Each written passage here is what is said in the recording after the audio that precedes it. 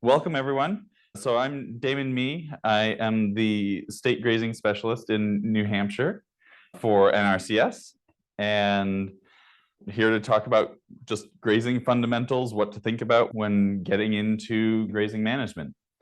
It's a long session today, so I think we'll definitely have some breaks. I also really want to have this be interactive. So if you have questions, discussion, want to have anything like that, as we go along, and if there's any questions that come in online, if you want to shout them out, that's great, because there's a few different sections of this, kind of different areas to think about.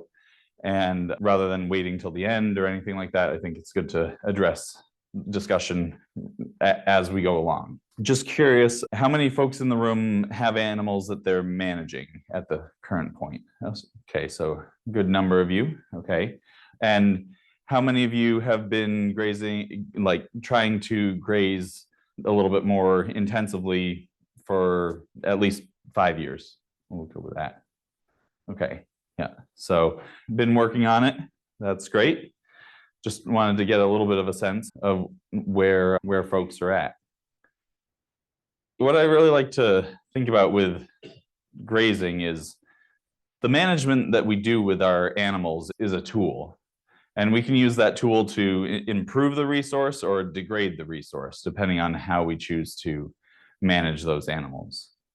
And set stock or continuous grazing, that like you would end up with something like that, that's still a type of grazing management. It's on the spectrum of how we are moving our animals around, managing them. So the management of grazing at higher levels comes down to really four things. You plan, observe, or plan, implement, observe, and adapt. And not necessarily in that order and not sequential always. It's a very dynamic process. So you have to be, at NRCS, we ask people to get their grazing plan. And that's great. It's super helpful. But I forget who I think it might have been like a Churchill quote or something like that, where the planning process is invaluable, the plans are useless. Because once you write the plan, it's wrong. But as you're going through that process, it makes you think about how you want to manage and think through how you will adapt, implement it, observe, and adapt, so that on the fly, then you're able to make those changes. And each one of these also really informs the other. How you plan is going to end up influencing how you're going to observe and adapt. So if you have some contingency plans, if I'm in a drought and I've run through all my pastures, then this is what I'm going to do. So you've got many things that you can manipulate when you are working on your grazing management. So you've got the duration of the grazing event, the length of the recovery, the size of paddock, and the animal numbers. And so each bit of that, each one of those is going to have an impact on the result of your grazing management and what your pastures are going to look like and how resilient your grazing system is going to be. Like I said, yes, at NRCS, we say, yeah, develop a grazing plan, but it's more than just getting a plan to then get an equip contract and maybe get some assistance with fence or whatever else we have available that is attracting you to NRCS to do that. These plans really help you get you to where you want to go. And what are the pieces of a grazing plan? It can be quite simple. Even these simple plans, though, they can be daunting.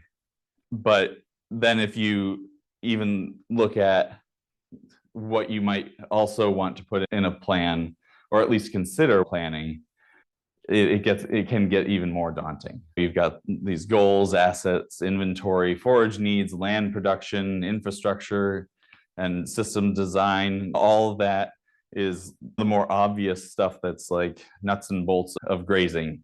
But you do also have to think of all these on the right as well. But if you work through a thoughtful planning process, these will come in time. And again, going back to that first slide, the planning process is iterative. And so if you miss half of these the first time around and you end up with a problem with your labor planning, you have observed that during the implementation of your plan.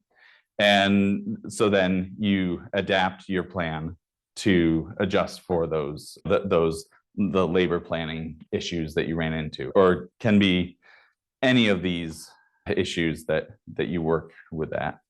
But where this all starts is with goals.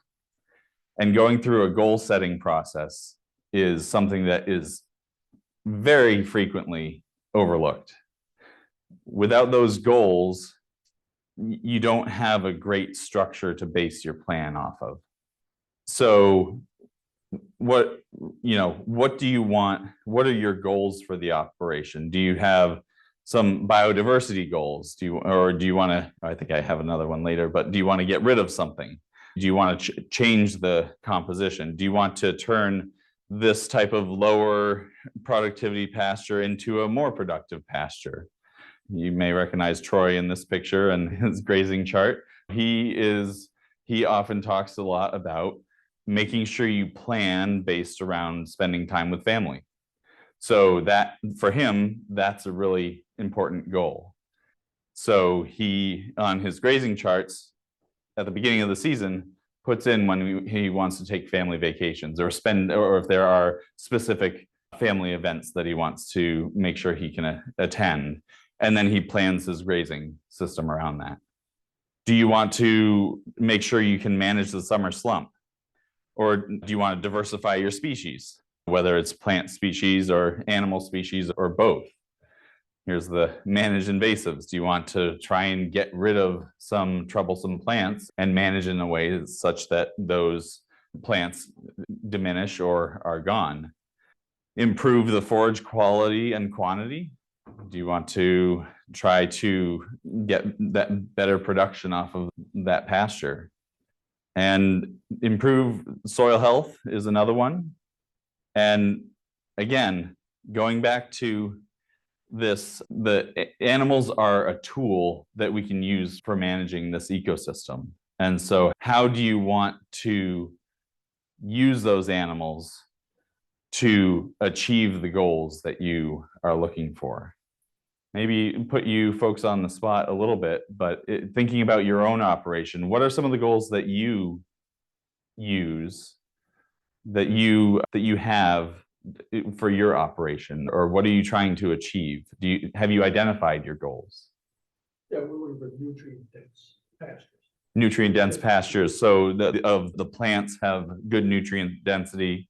So that could go along with this. Yeah, this kind of goal. Yep. Great. Yeah. Anyone else have other thoughts? Yeah. Last year, our goal was to increase the number of days between grazings in order to Okay. have a better tempo. Yeah. So I'll repeat that for the online folks. Allowing longer recovery, right? So that you have better growth in the attempt to be more resilient to drought. But I would argue you may have been a little bit more resilient to all the rain because you have more root structure that could hold up the animals when the soil is wet as well. While it wasn't the intended goal, it may have still benefited you some. Yeah. Anyone else have anything they want to share? I know. Yeah. So I also custom graze animals at my farm with my wife, and we are really trying to get more nutrient density and improve the pasture quality. They were old hay fields for quite some time that were extracted. But another one of my goals is I have a full-time job that can take me north to south in New Hampshire. I'm on the road within New Hampshire a lot. And so I I want to make sure that our systems are set so I don't get a call when I'm 3.5 hours north in New Hampshire saying that the animals are out. Part of that goal has also informed my approach to how I'm building fence or how I'm investing in fence or systems to avoid those, hopefully avoid those issues. Yes, I had another one of my goals that I was going to share, but I left my mind now.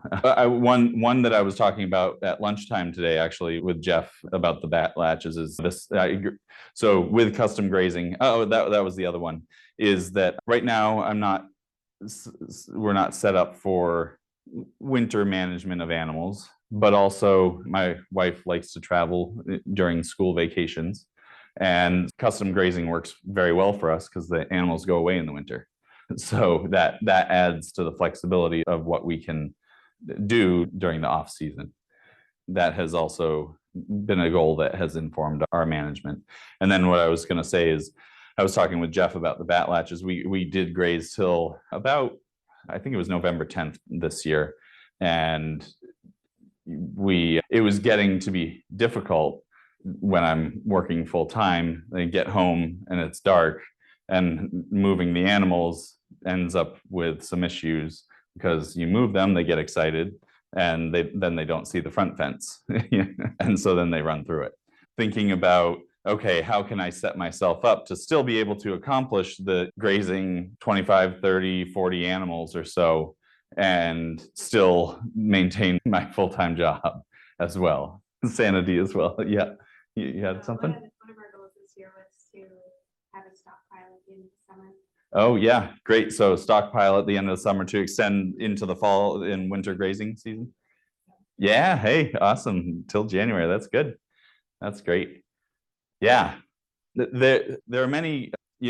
So I put together a grazing plan writing workshop that I run in our state, and I dwell on these goals a lot because, again, and maybe you may be thinking, why are we talking about goals? This is grazing fundamentals. But if you don't know where you're trying to head, then you're going to be trying many different things in the grazing with grazing practices that may not get you where you want to go.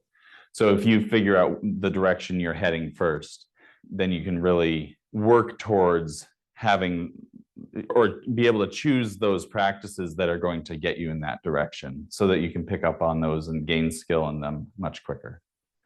And in that grazing course, I worked through a worksheet that's adapted from holistic management goal setting worksheet, but there's a number of other ones out there as well that I really encourage you to take some time to do. Thinking about long-term goals, mid-term goals, and short-term goals, and then your strategy for doing it and the actions that you're going to take to implement that.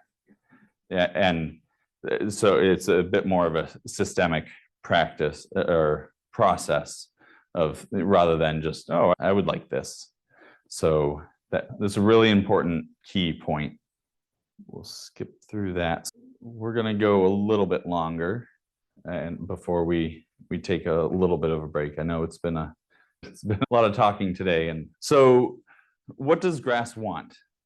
Anyone want to chime in? What does grass want? Sunlight? Yep, great. Nitrogen? Yeah. Nutrients in general? Water. Yeah, water.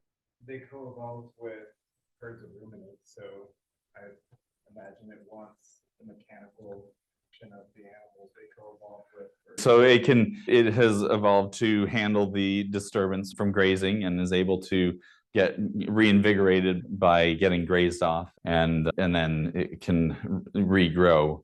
And eventually it wants to grow up and put out seeds and reproduce in that way. That's the overall goal, but it can be stimulated by grazing impact, and it needs all of these sunlight, water, nutrients, all of that. So it's important to be thinking about what grass wants, because not only can we increase potential production if we're giving it what it wants. But then we start leading into that, the nutrient density, and that many speakers have talked about here at the conference. And going around the state in New Hampshire and around New England in general, I do see a lot of opportunity for increased management and increased production off of fields. But what I often hear is people saying that they need more land. They don't have enough land for the number of animals that they want to produce. So what I encourage people to think about is, in many cases, I have seen that people could, in many conditions, I could see people could likely double their production just by changing their grazing management, if they significantly change their grazing management. And so that, in essence, is like doubling your acreage. So by going to extra effort with your management, then you don't have, there's less pressure to try and expand, try and set up infrastructure in other areas, get more land. So it's a common thing that I see that I think could be paid more attention to, and could make it so folks that are farming aren't running as many different directions. You can be a bit more consolidated if you can, instead of 2 tons to the acre, you might be getting 4. And so, that is a reasonable expectation in many cases that I see. How many weeks does it take for to grow from that length to seed? The perpetual answer, it depends. Time of year is important, but so from this length, so from spring to when it starts really going, which in New Hampshire is generally toward the end of May, middle to the end of May. Generally, it depends on the species. Orchard grass is going to head out maybe mid-June, but then other species like Timothy and Brome are maybe closer to July. And then usually about 30 to 40 days after, if it's harvested, it will regrow about 30 to 40, maybe 50 days to get mature again. So when we think about what does grass want, I think we need to look at the structure of the plant and how it actually grows. So what it does is it, of course, starts down low here, and then it puts up a leaf, another leaf, and then it's pushing up through the middle. Almost, I'll just skip to this next slide for a moment. Almost, you remember those old telescoping antennas that used to be on cars, so it's almost like that. So it just pushes up, puts out a leaf, puts out a leaf, puts out a leaf. And as it gets later in maturity, then it has this growing point that then moves up and exits the top of the stem as the seed head. What happens though is, if it is taken off, this tiller, so if that growing point is removed by grazing or mowing, it ends up stopping growth in that particular tiller. And so then growth will restart from dormant buds at the base. There are these dormant buds here that, like in orchard grass, already get a little bit of a jump start, but in Timothy, it waits completely dormant until that growing point is removed. And so depending on the grass, different rates of regrowth. So as it's growing taller, the components of the grass change as well. So you get more lignin, it gets tougher because it's having to be more structural, hold itself up. But you also get this boost in non-structural carbohydrates. So that's sugar, right? And that's due to greater leaf area in the plant. So it's photosynthesizing more, and that's really advantageous to our animal production because we want to get the more sugar. Grass-based production in New England Northeast is usually energy deficient. protein is usually not an issue. It's energy that is our deficient nutrient in a way. So hitting it where we have higher carbohydrates because more leaf area is important.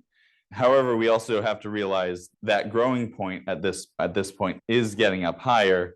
So if we are taking it off at that point, we are going to have longer recovery, and more or less depending on the type of plant.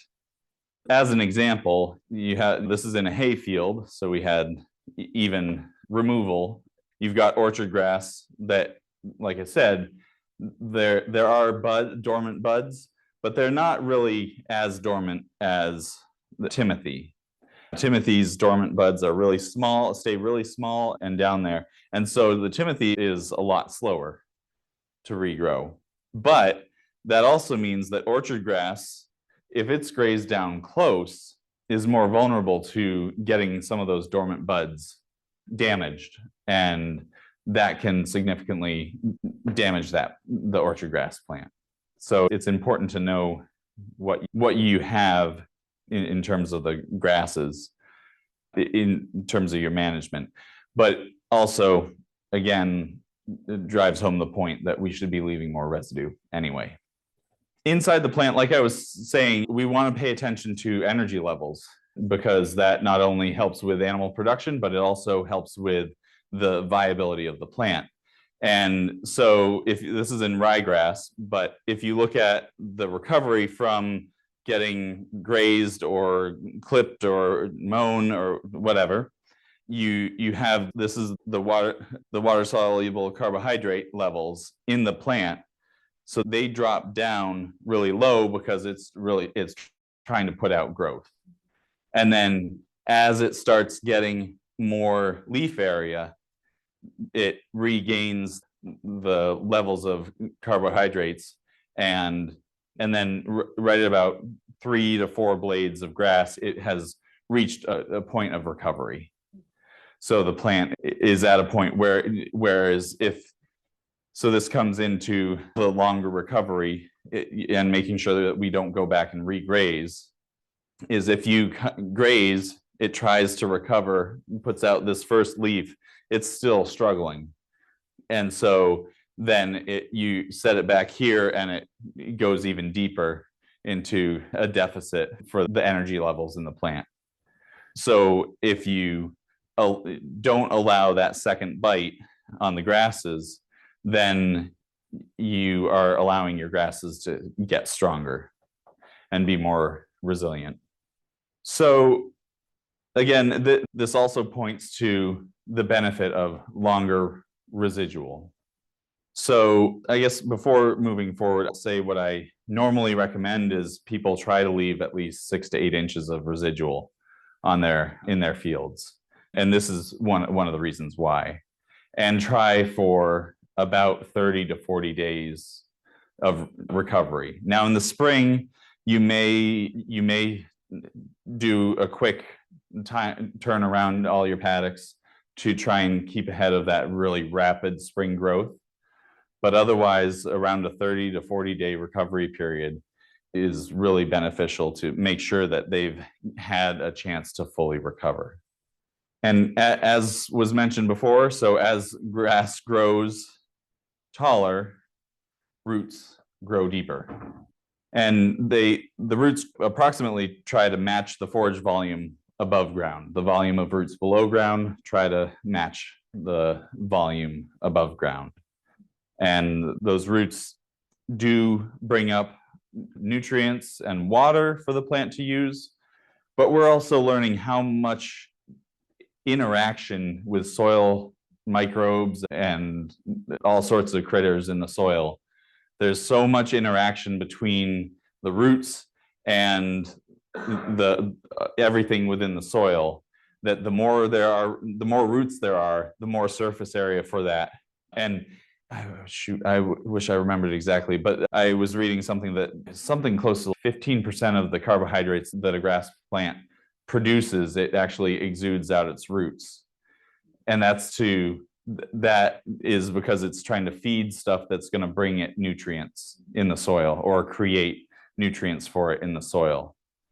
So having more root area and a healthier plant to be able to do that, then we build more soil health.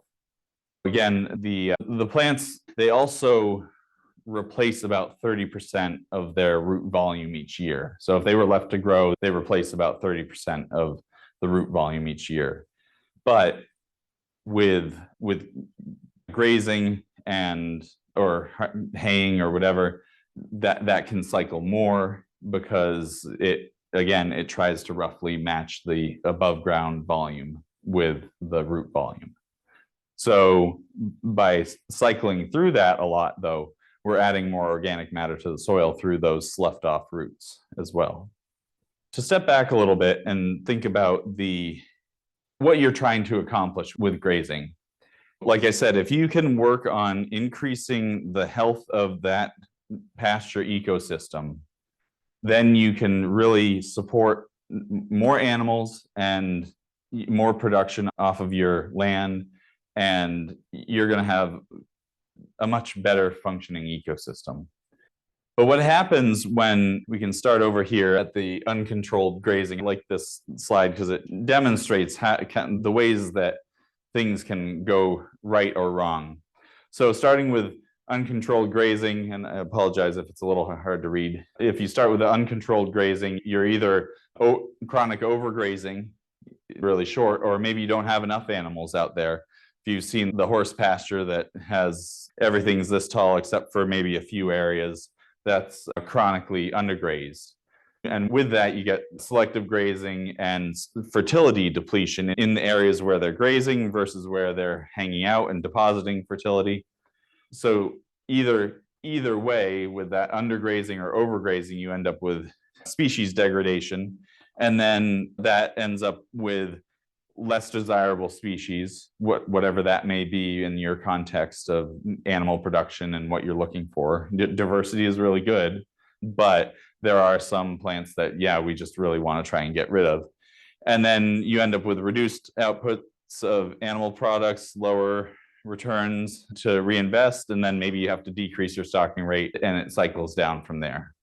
As opposed to the cycle of plenty, where you have more controlled grazing, you have maximum fertility return and buildup, and you have an optimum stocking rate, non-selective grazing. They're taking advantage of all the plants that are there. You got your good utilization rate and species improvement, good weed control, increased output of animal products, and then you can reinvest the increased returns into your system.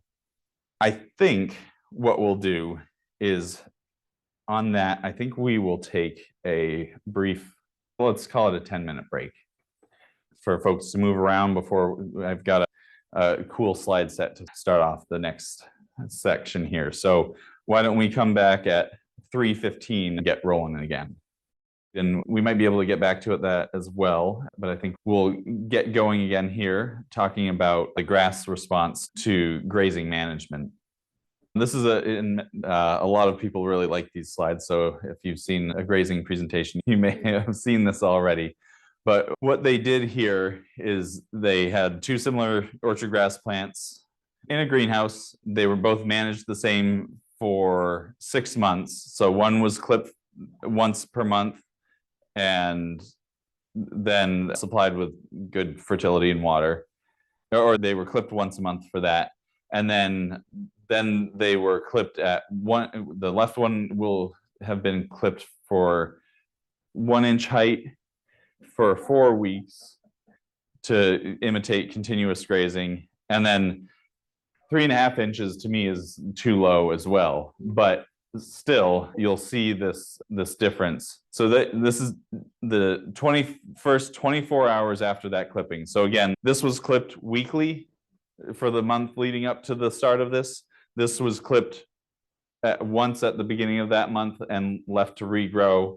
And then just the day before this picture was taken, they were both clipped at the 1 inch and 3.5 inch heights, and then allowed to regrow. So this is day 1, day 2, day 3, day 4, day 5, day 6. That's orchard grass, right? Yes, that's orchard grass. So I like going through this fast. Yeah, And to see that's a considerable difference. Yeah, I've heard a lot of people saying it takes grass to grow grass. So it's really important. A majority of or like 80 to 90% of the energy for regrowth comes from active photosynthesis. So if you don't have a leaf blade there, it's going to be pulling from root reserves and be a lot slower to regrow.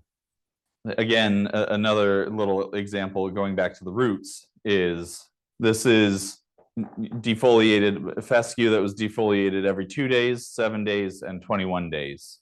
This is, of course, you see the red dirt in the background. This is done, I believe, in Virginia, and they do have deeper soils there. So in some parts of the Northeast, or many parts of the Northeast, we may not quite get that depth, but it demonstrates the difference in that root volume. And remember what I was saying about that interface between the soil health and the roots is, so more root volume can really help amplify that. So one other thing is, this was an interesting study done quite a while ago, 1988, and it was looking at the effect of how much leaf volume is removed and the effect on the root growth.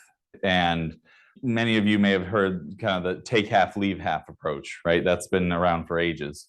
And so it's funny how this really supports the benefit of that, because you end up with not much impact on root growth until about 50%. But then look at that jump up to once you get 60% removal of the leaf, then 50% of the roots stop growing.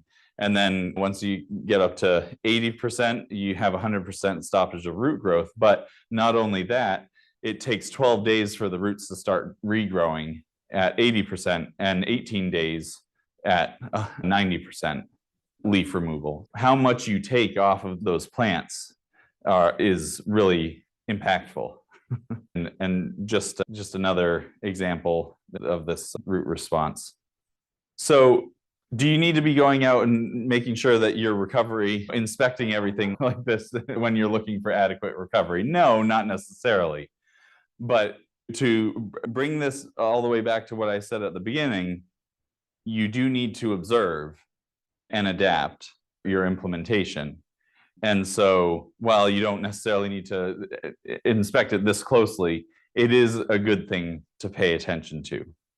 So given all that, how should we manage?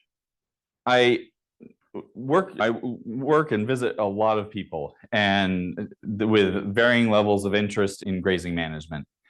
And so I always like to say that grazing management is a spectrum. It's not black or white. It's a whole spectrum. And whatever you can do to continuous grazing, set stocking, whatever you want to call it, is on one end, and whatever term you want to use, adaptive multipaddock grazing, MIG, whatever term you want to use for it, is at the other end.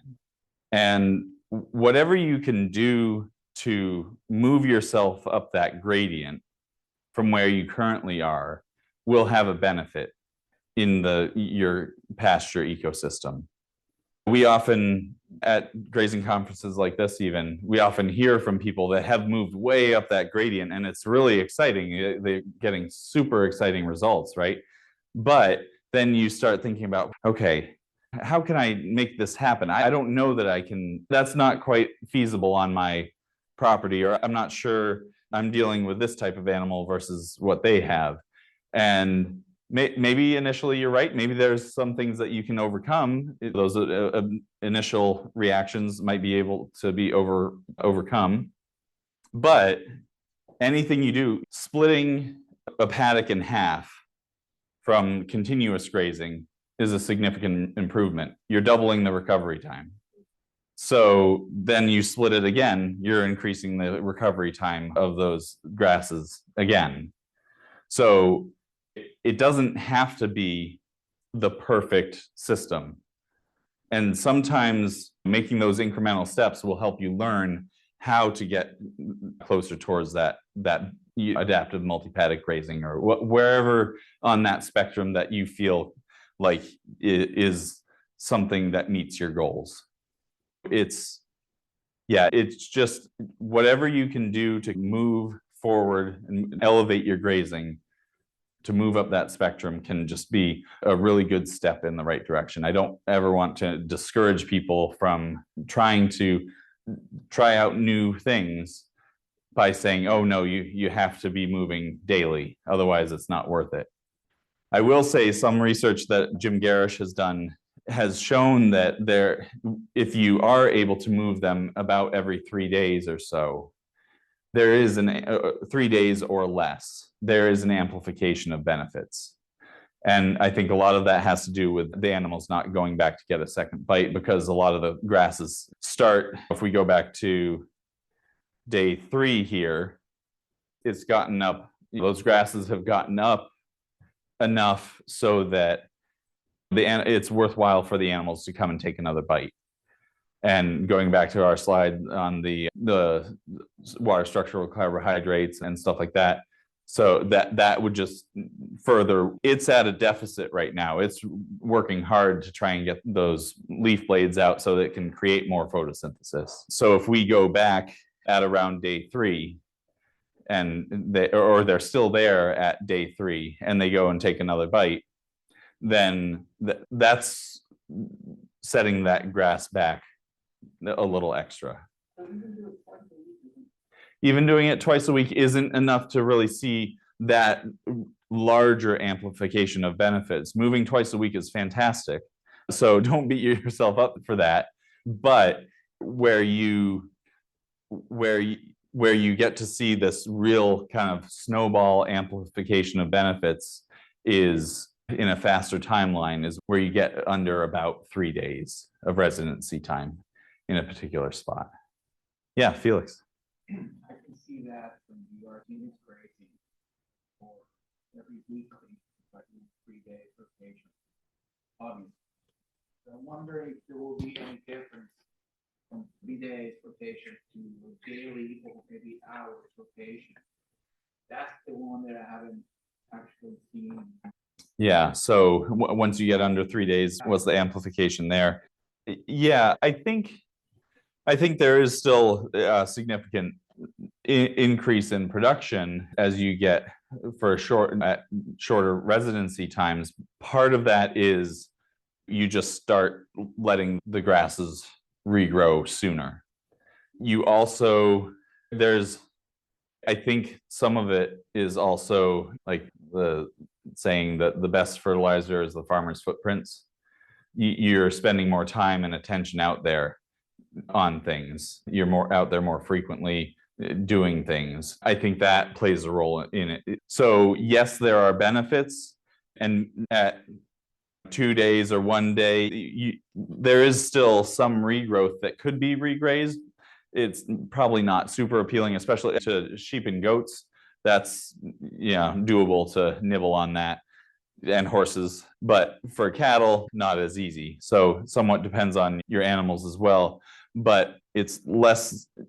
This reason is a little bit, it's not like exponential from day 3 to half a day, twice daily moves.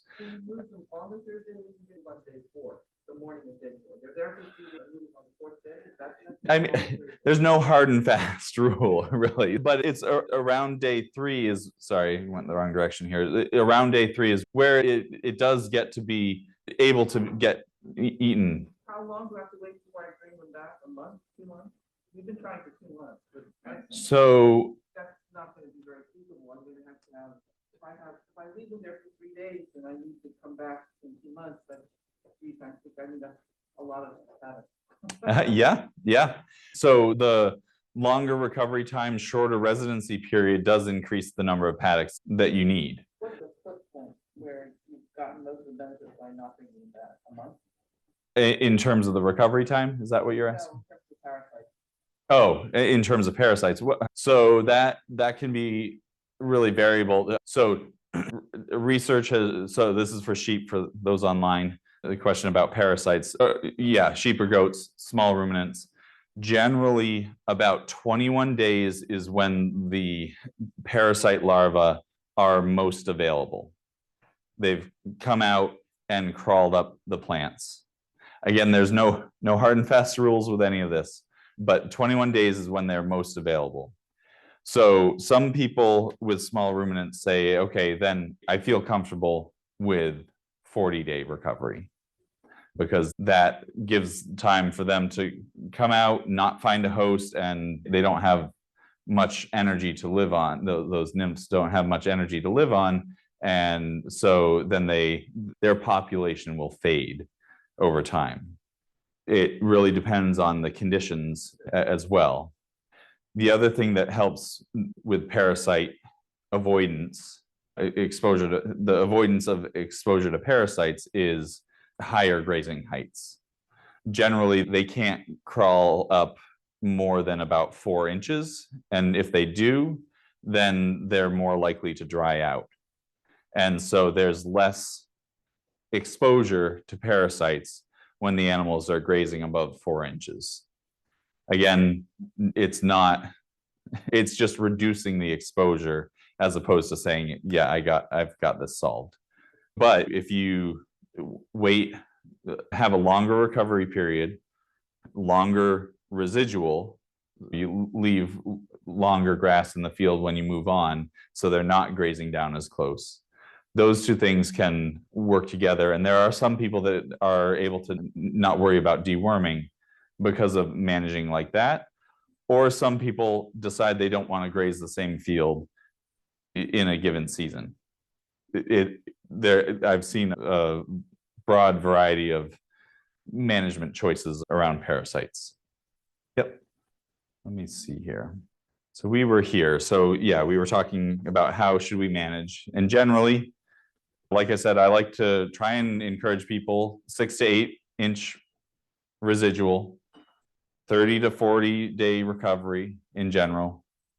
And if you can get under the 3 days residency period, that's where you start to see the amplification of benefits. Or yeah, 3-day residency period is where things start to really amplify. But like I said before, anything you do to move toward that kind of more invested management will help you. It will help improve the ecosystem in your pasture.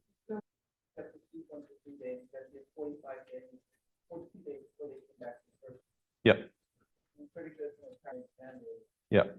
Now, like I said, in the spring, sometimes people do rotate through faster or do some clipping, because oftentimes the plants will get over mature. Some people don't worry about it and group animals up and trample the over mature stuff down. I don't have any plants like that.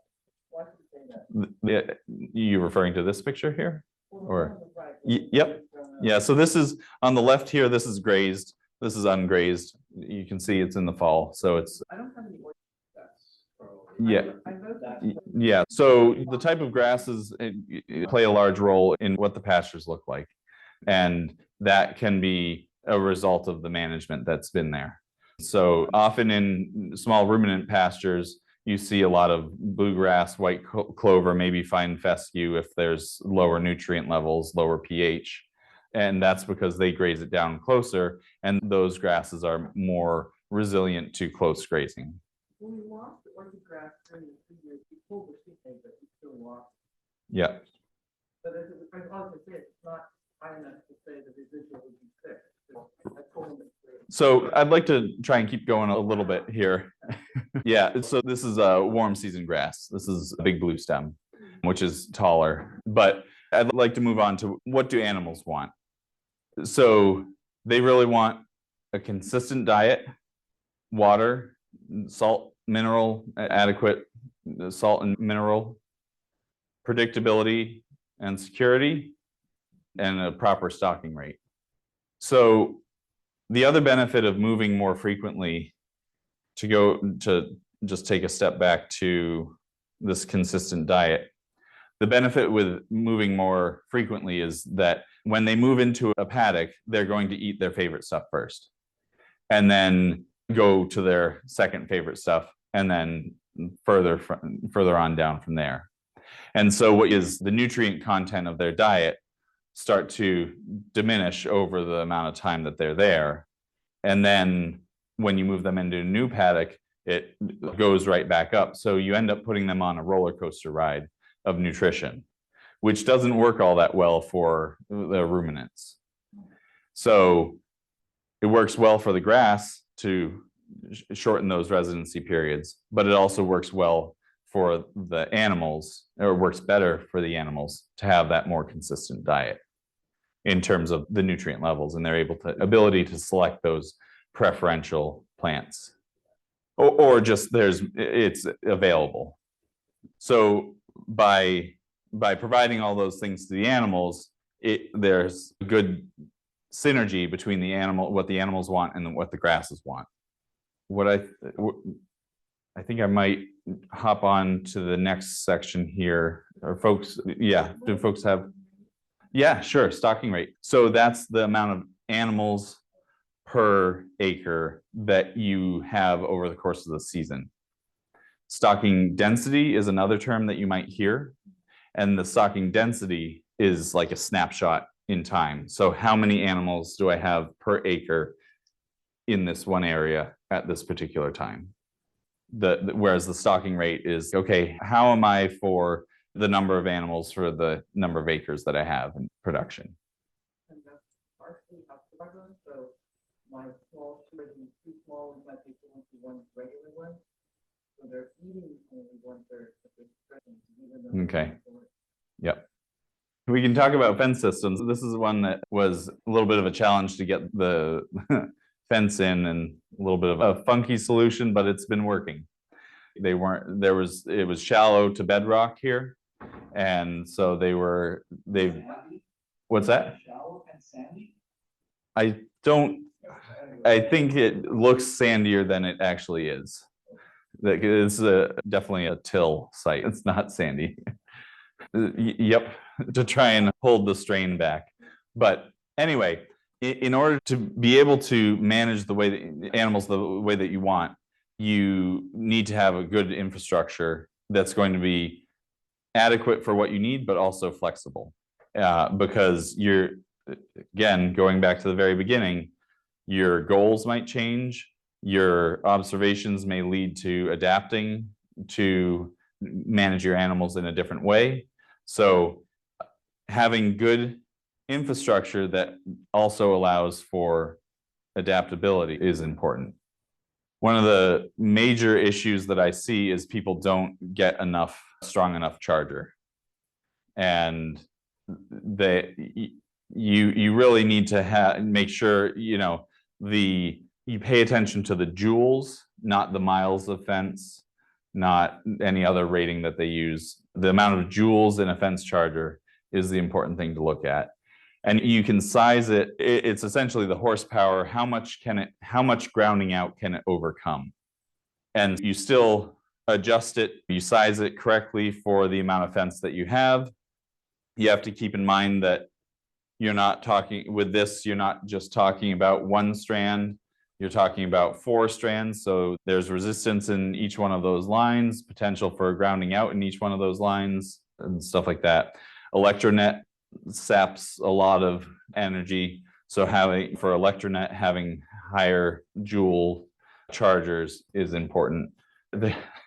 You need at least about 3,000 volts to really impact the animals and get them to consider staying where they are if they want to go someplace else. But higher than that is better. I like to try and stay around 10,000 volts if I can. That makes me happier when I'm closer to 10,000 volts. Yeah. So yeah, and then proper connecting. Another thing to keep in mind is if you link your lines together at both ends, at the beginning of the fence line and the end of the fence line, then all of the lines act more like one conductor. And so you reduce the resistance of the electricity going through those, and you have more efficient use of your joules, so that the voltage will be more likely to stay higher in your fence. But if you get a short, it'll hang held through. Yep, you should still be able to use a fault with this when it's. You have a closed circle. If you have a closed circle, that's true. But this is, if you have this on one gate end and then at the other end at another gate, then it acts as just one conductor in many respects. Just examples of other fencing. Having a nice perimeter is really helpful. You can work and be really flexible within a nice perimeter. If you start dividing things up, some people want set paddocks, and if you start dividing things up in a more rigid manner, then that reduces the flexibility that you have to adjust your management system. And then you can also go the less expensive route, but it can still be effective, especially if you keep these wires really hot. Just two lines can be, in this case, you have a rope on top and a metal wire on the bottom. The rope is for visibility. The wire on the bottom is to connect cross fencing to for better conductibility. Can keep the animals in. Generally not for calves, especially if so the question was about are coyotes a problem for cows? So generally not for calves if the mom is there. You can have, and so predators are a concern, which is why many people go with electronet, and in this case they have guardian dogs as well. But there are some people that have worked hard to train their animals and cull their animals, so they get rid of the ones that try and escape through the fence system that they want to run, and they can run a 2-strand fence with sheep to keep them in. Yeah, so you know that you have to consider different predator protection. Yeah, so just a number of different options. So then water systems, there's portable water systems. Of course, water is much more, cattle are much more water volume required for the cattle as opposed to sheep and goats. So it depends. They may have an alleyway that goes back to this. They may not. Something like this is a little trickier to move. But then also you can develop remote wells. I really like these quick connects. It really allows good flexibility in the system. So you can have, especially above ground pipeline. And then there's, maybe you can't really see it. So there's this section is the part that stays connected to the water line. And then there's a flange right here. You can't see all that well, but there's a flange right here, and there's a hook that hooks over that. And so if you unhook that, this pops out and disconnects, and you can move that water trough to the next one. The only company that this is a Plasson, Plasson Quick Connect. That's the only company that I know that makes those. I've looked around, I haven't been able to find others, but if people know of any, let me know. But they're good. Yep. So you can have many of these points that you do a quick connect to your trough. For sheep and goats, if you have adequate flow, even something like this can work. Fairly small. The smaller the trough, the easier it is to move, of course, the less water you're dumping out each time you're trying to move it. But you have to balance that with, are you providing adequate water for the animals? Something like this, that's about, I don't know, 30 gallons or so in that tank as a reservoir. But if you have good flow, the other thing to think about too is if you keep the water right with the animals, they're less likely to wait to go and then be super thirsty when they go to the water.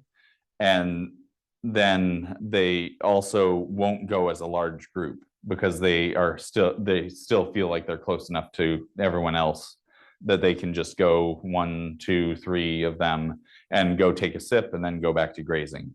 So having the water right close with the animals helps enable you to have this smaller water trough because there's less demand at any given time when the animals go to water. And then finally, genetics are an important. I did Mark's slide this morning of everyone worshiping a particular bull or whatever, but genetics do play an important role. They're not the end all be all, but in New England, I see folks sometimes not pay as much attention to genetics as they potentially could. And it's not necessarily the reason that they are struggling, but it may be a reason to one of the compounding factors of some of the trouble that they're running into, whether it's not having the animals gain fast enough or not getting the right quality. Good genetics can be really helpful. Genetics that are adapted to your system is really helpful as well. And so with that, I think we'll stop for some questions at this point. Are there many folks online? Yeah, it's a long session. Yep. Yeah. So I don't know if there's any that have come up online, but yeah, okay. A quick question in terms of genetics. What Yep. kind of breeds do you think do well in the climate? And I say that because in Vermont, it's recommended that all they do well in any other states. In Yep. New England. Yep. So question about genetics, what type of genetics generally do well for beef? Yeah, I think many of the British breeds have the potential to do really well, but I have seen there's great variation in genetic lines and the characteristics of, I've gone out and seen Highland cattle with backs this tall. I've also seen mature Highland cattle about this tall, almost sheep size. Yeah. And you look at the variation in some of the Angus genetics. You've got the very large frame animals that maybe don't have good depth of rib because they don't really need a whole lot of room and capacity because they're going to get fed concentrated feed. Or you have those that are bred maybe more for the grass-fed environment as well. So are we okay? So yeah, so for that, I would say, yeah, I think a lot of the British breeds, but yeah, paying attention to the phenotype, like the actual expression of those genetics is important. Yeah. I have a question from the chat. Okay. Lane wants to know, is your target for late fall grazing as the grass is going into dormancy still in that 6 to 8 inch range? Good question. So what about going into dormancy? Grazing in the fall is a delicate balance. So grasses go dormant when you have had about 4 or 5 days where the average daily temperature, day and night, the average between the temperature over the course of the whole day gets below 40 degrees. So if you have a week stretch of that, then you can feel fairly comfortable that your grasses are dormant and they're not going to try and regrow. However, with the weather that we've been having, we'll maybe have a week of that and then a week of 70 degrees. So the grasses can come out of dormancy. So a lot of people have often said, okay, once those grasses go dormant, I can graze it a little lower and take off more. But if you are doing that and grazing the grasses while they come out of dormancy, while they're out of dormancy, or maybe go back, maybe they regrow a little bit and you are allowing that second bite, then you end up disadvantaging those grasses at a really crucial time. Because how you put the grasses to bed really affects how they come up in the spring.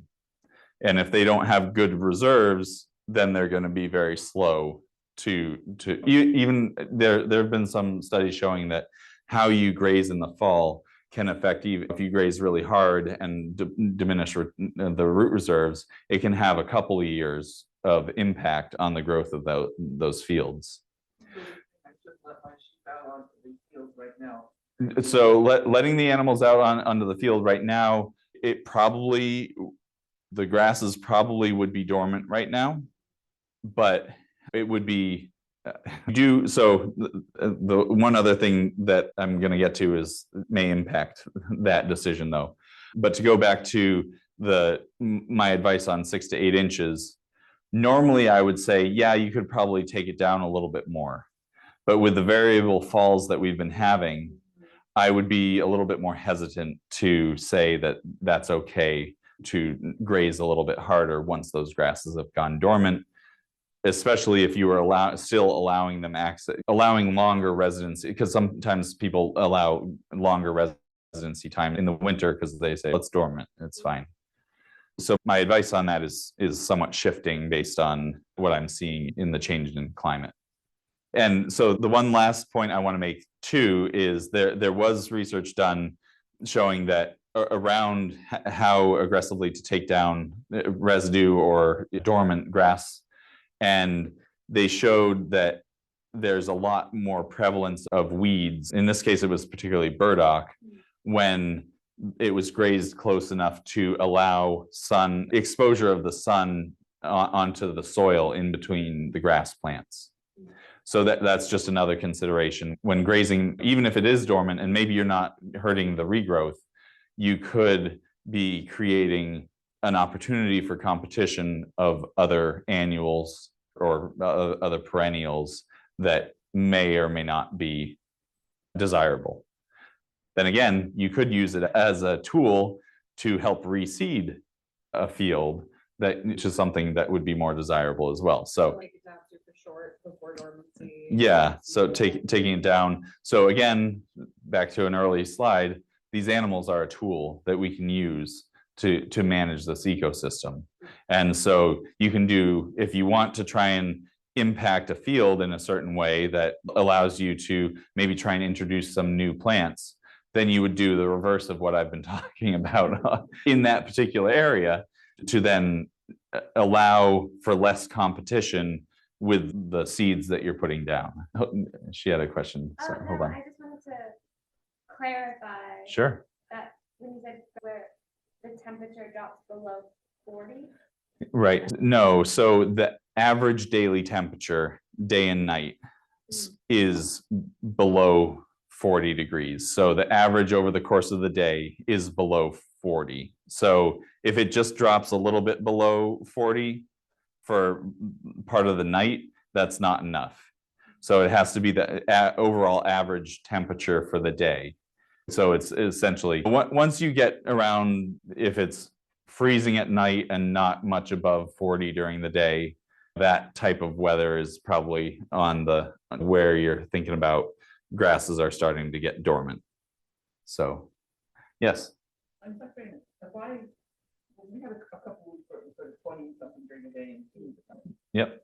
If I had let my sheep go out there, the stuff they're removing, is that something that is alive and the plant would use it for photosynthesis for spring, or is that something where they're pulling the nutrients out? Is there reason to leave?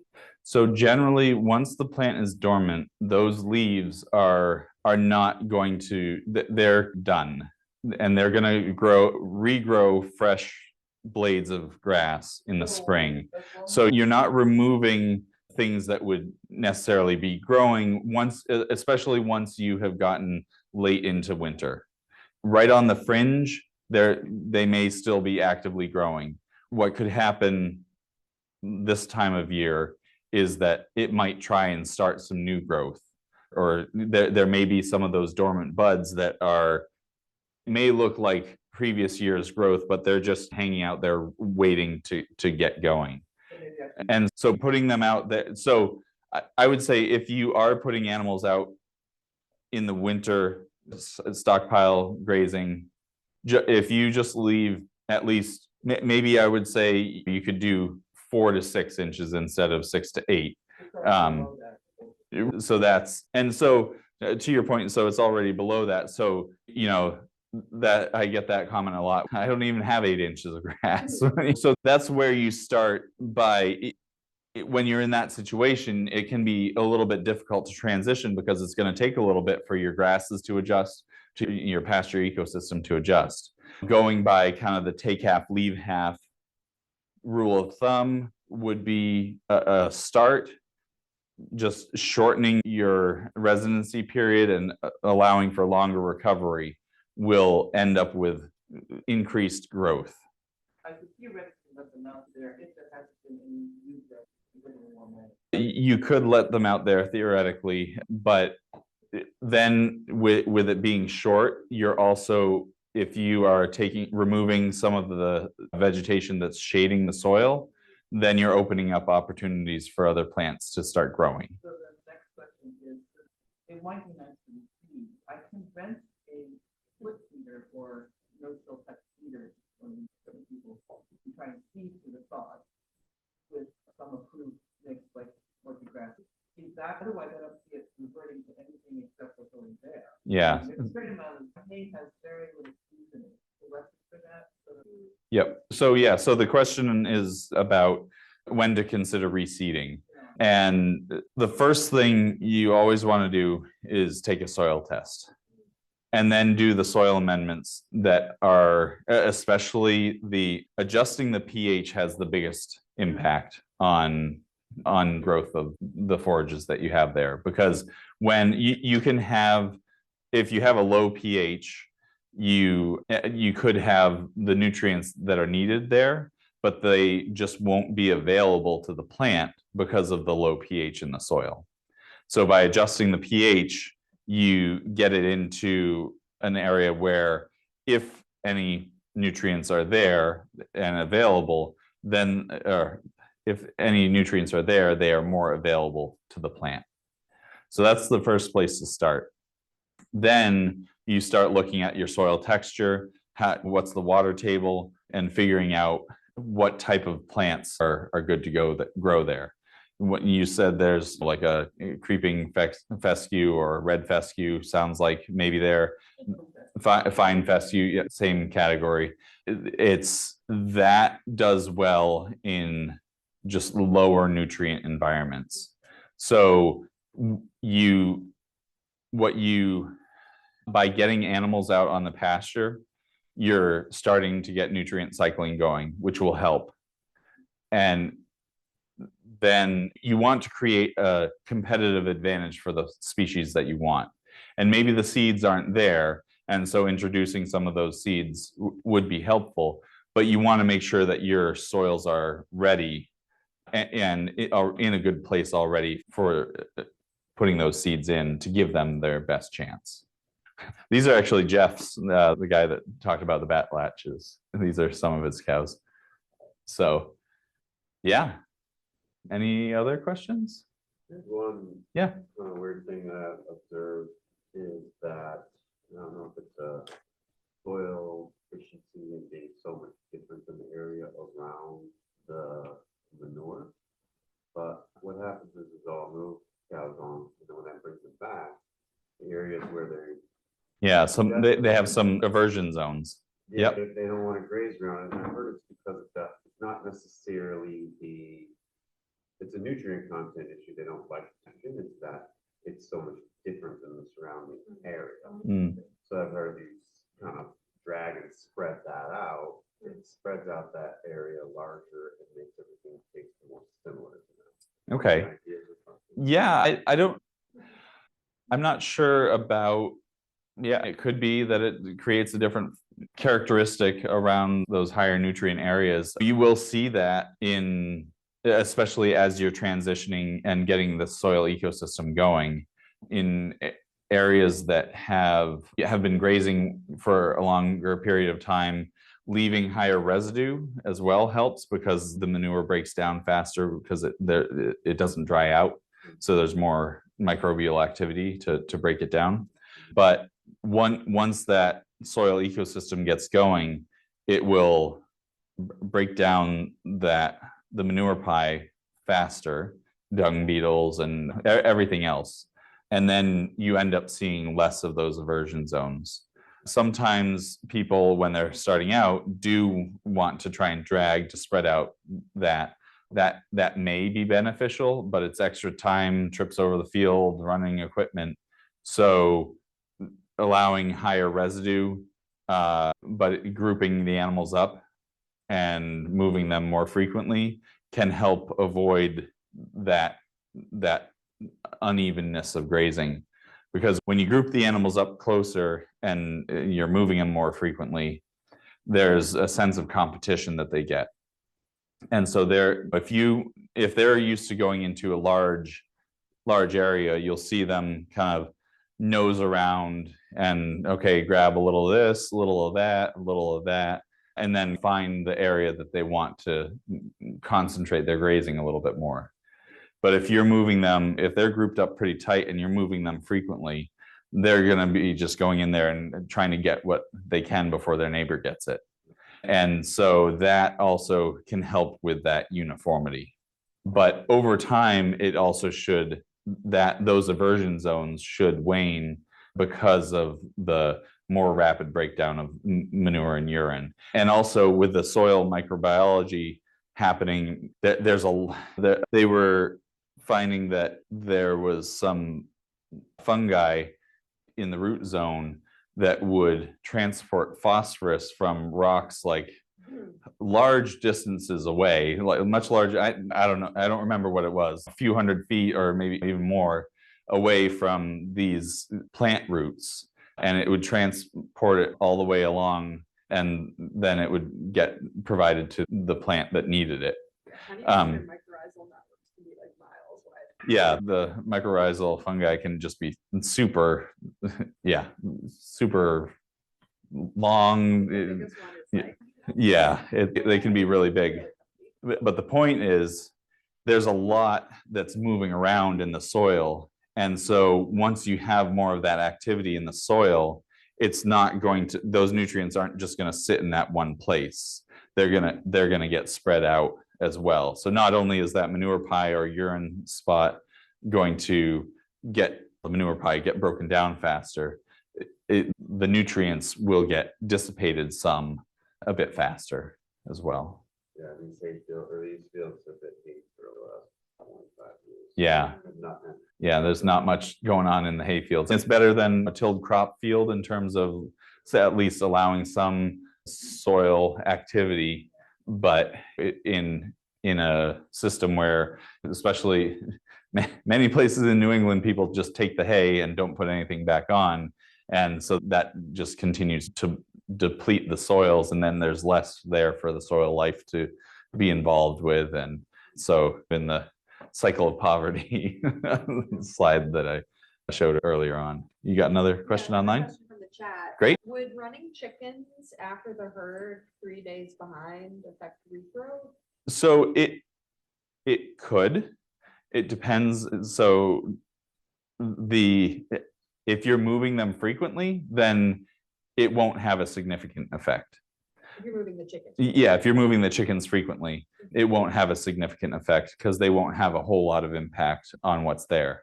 But I think anyone that's had any number of chickens, you know how they can kind of they can decimate things fairly quickly. So if they are left there for longer, then that can really have an impact on the regrowth.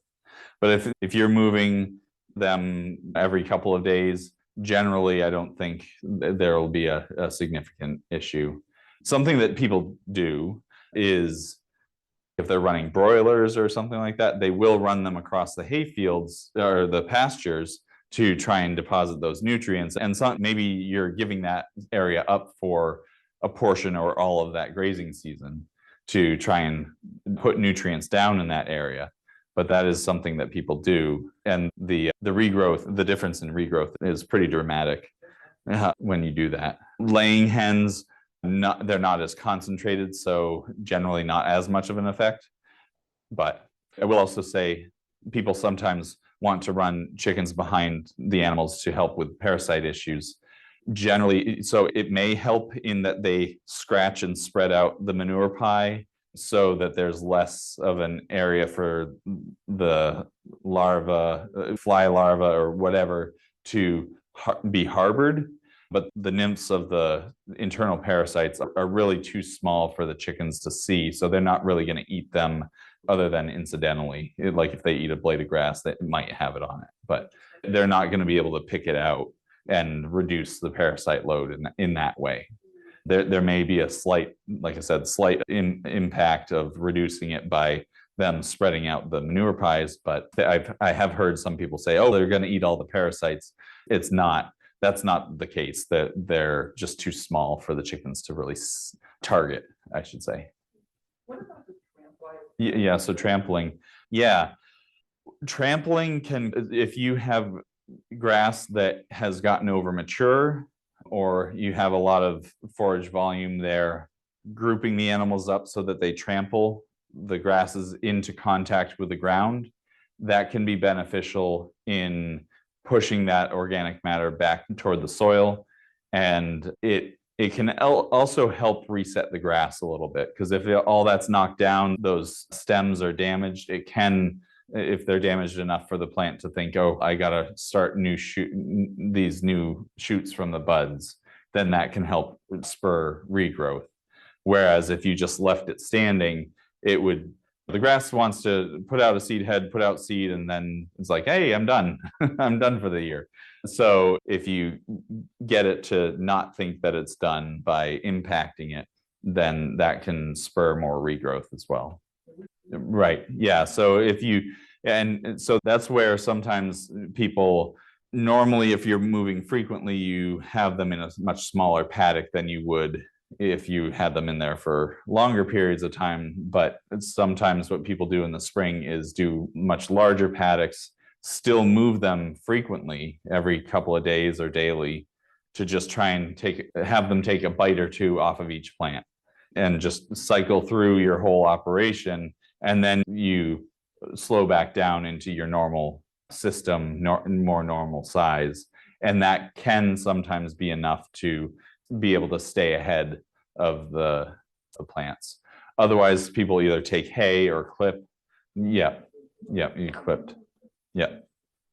I want to mention, so this is we've reached the full time. I know there's another session or two. So those of you that are here, if you are wanting to go to another session, I believe there's one more, I think. There was something in 3.5. I think That's the last one. I think that's the last. Oh, okay, Yeah, okay. This one goes till 4:45. This one, oh, I thought it was 420 that it went to. Yeah, 3:45 to 4:45. Oh, the 3:45 to 4:45. 2:20. Oh, really? This goes to 440. This is 445. Oh, I had read somewhere that it went to 420, so. Yeah, I mean, I. So, Oh, yeah. 4:40. 440, okay, so, yeah, it's 220, 440, okay, yeah, all right, What about compost? We have these twice a day and yep. and we break them up and that kind of thing. I don't have a year.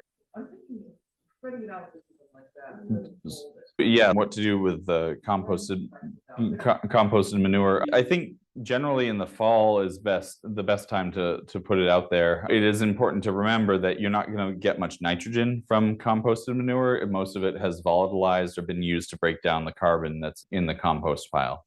So it's more of just a kind of organic matter soil amendment and you may get some phosphorus out of it and maybe some potassium, but especially the nitrogen is not there. But it sounds like you may have sandy soils. Yeah, it would be advantageous to spread it out there, because then that would help build the organic matter that then can hold on to the nutrients and water, help with water holding capacity and stuff like that. Okay. Yeah. Yeah. There might be something funky with your hydrogeology underneath. You know, your whole area has some Drainage. Yeah. Right, yeah. Yeah. I'm curious about like the other. So more organic matter would help you, and compost can be a great source of that. I have a general question. Sure. Where would you recommend people go if they want to learn more about soil health? Soil health. Yeah. So I think most states in the region have great resources with NRCS and extension, maybe even the state grazing groups, if they have one. American Farmland Trust is also getting into it a lot more these days. Conservation districts, each state has differing levels of size and activity of conservation districts, but conservation districts can be a good resource for soil health information as well. So I think those are some good places to go. In terms of good information on grazing, there are a lot of resources, but On Pasture, if you haven't heard of that, On Pasture is a really great resource that has lots of articles. Kathy, who has run it for a number of years, isn't really doing a whole lot of new articles. She was curating a lot of new articles for a while, but there's a huge repository of great articles there. And you can search by topic and all sorts of stuff. So On Pasture is a really great resource for that. A nice centralized one. There are many other good resources, but that's a great centralized one. So as part of my job in New Hampshire, I do consult, but no, I don't come out of the state.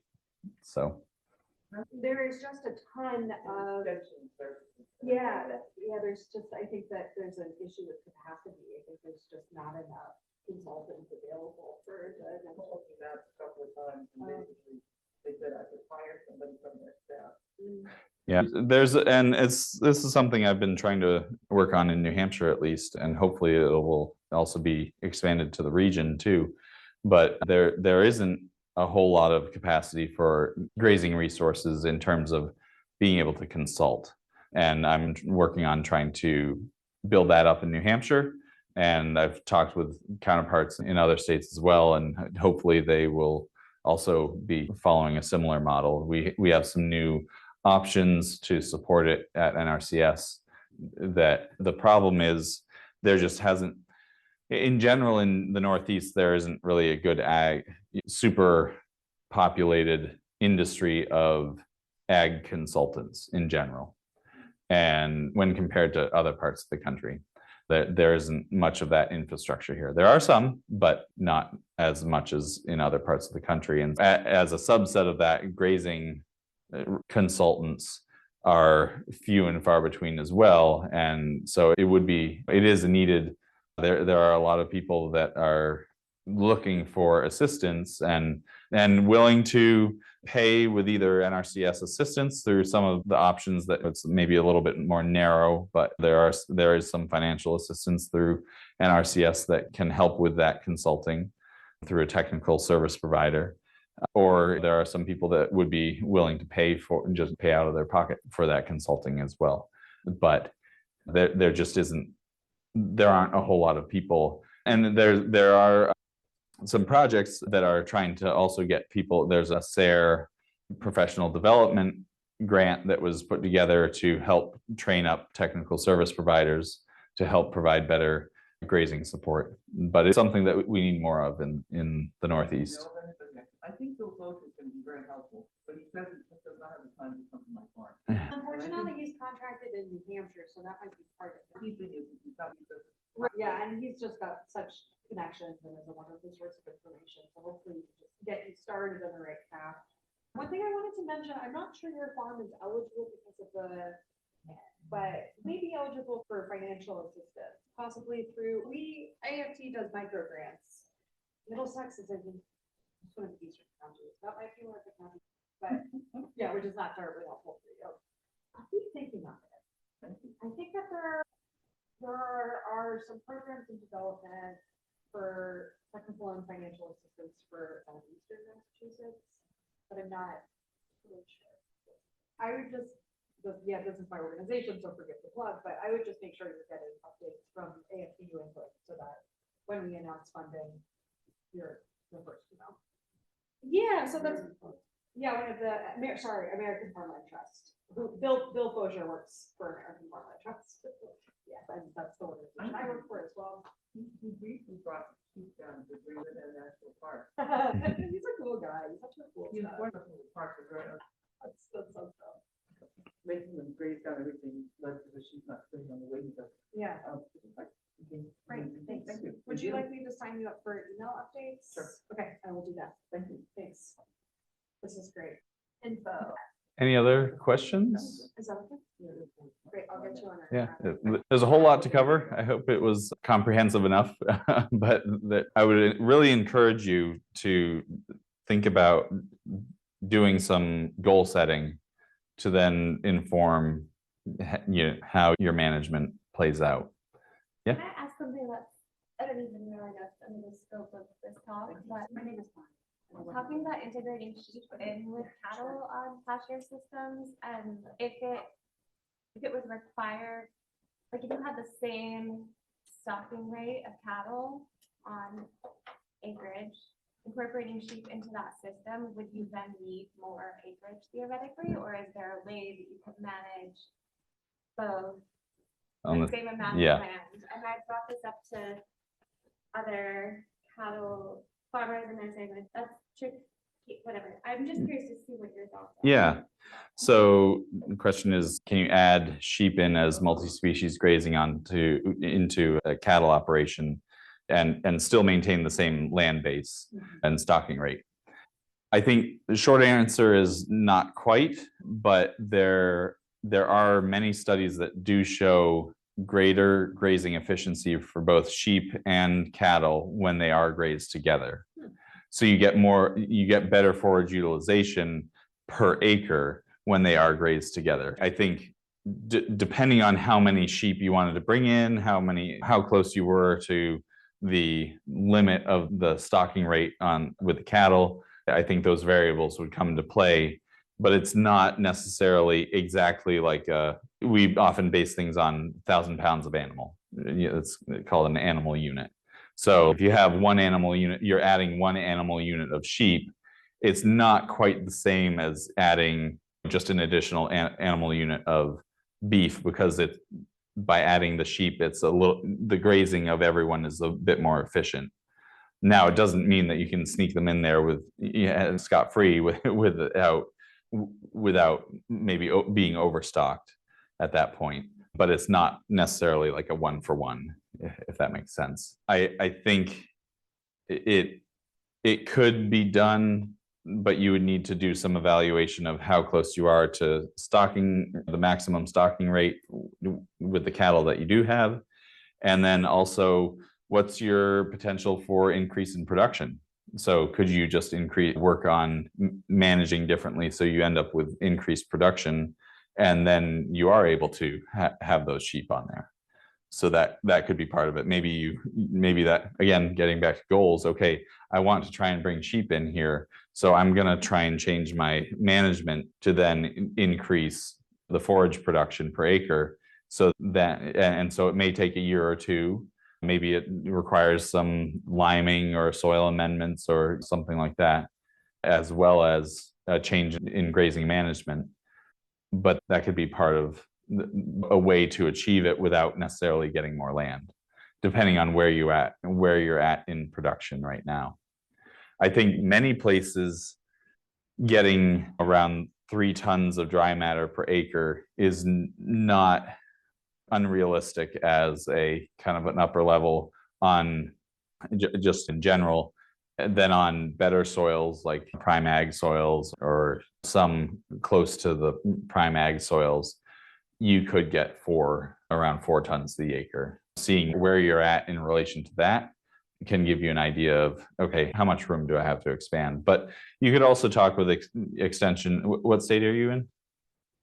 Massachusetts and Rhode Island. Okay. So you could try and talk with some of the extension folk or NRCS folks to see if they can help you get an idea of how much forage you do have available. Small ruminants, sheep and goats, do tend to eat somewhat different things than cattle. It's more the proportion of the types of things that they eat, rather than sheep will eat this, cattle will eat this. Because cattle will prefer to graze mostly, but they will also browse. Sheep are in the middle, where they generally, I think they like to browse just slightly more than they like to graze. And then goats like to browse definitely more than they like to graze. So it's more kind of the proportion of what they eat rather than what the animals will or won't eat. But what animals will or won't eat opens a whole another discussion on how the animals learn to eat certain things. Fred Provenza did some amazing work on that stuff. And a lot of it comes down to exposure and familiarity, and also learning from other animals, especially their mom.